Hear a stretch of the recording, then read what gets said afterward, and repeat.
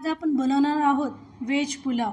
Veg पुलावसाठी लागणारे साहित्य आपण पाहून घेऊया। त्यासाठी लागणारे साहित्य: एक चिरलेला बटाटा, एक चिरलेला कांदा, थोडा अद्रक, थोडं लसूण, 2-3 हिरव्या मिरच्या चिरलेल्या, एक टमाटर चिरलेलं, कोथिंबीर, कढीपत्ता, त्यानंतर 1 वाटी दही, 2 काळे मिरे, दालचिनी, लवंग, जिरे, 1 विलायची आणि 1 तेजपत्ता, त्यानंतर अर्धी वाटी भिजवलेले वाटाणे, 2 वाटी तांदूळ घेऊन ते स्वच्छ निवडून त्यामध्ये पाणी घालून ते स्वच्छ धुवून घ्यावे। ते बाजूला ठेवून एका कुकरमध्ये 2 पळी तेल घालून त्यामध्ये अद्रक लसूण पेस्ट वाटून घ्यावी। नंतर त्यामध्ये कांदा टाकून त्यात थोडासा कढीपत्ता घालावा आणि हे मिश्रण हलवून घ्यावे।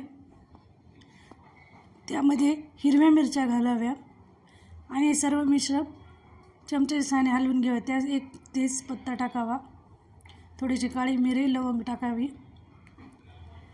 अद्रक लसूण पेस्ट टाकावी, 1 आलू टाकावा, 1 टमाटर टाकावं, थोडीशी कोथिंबीर टाकावी, त्यानंतर अर्धी वाटी वाटाणे टाकावे। त्यानंतर ते मिश्रण हलवून घ्यावं आणि अर्धी वाटी दही त्यामध्ये घालून ते मिश्रण पुन्हा हलवून घ्यावं। त्यामध्ये 2 चमचे मीठ घालावे आणि नंतर त्यात तांदूळ टाकून ते चमच्याच्या सहाय्याने हलवून घ्यावे। त्यात ज्या वाटीने आपण तांदूळ घेतले होते त्या वाटीने 4 वाट्या पाणी टाकून थोडंसं उकळून देऊया आणि नंतर कुकरचे झाकण लावून 2 शिट्ट्या होईपर्यंत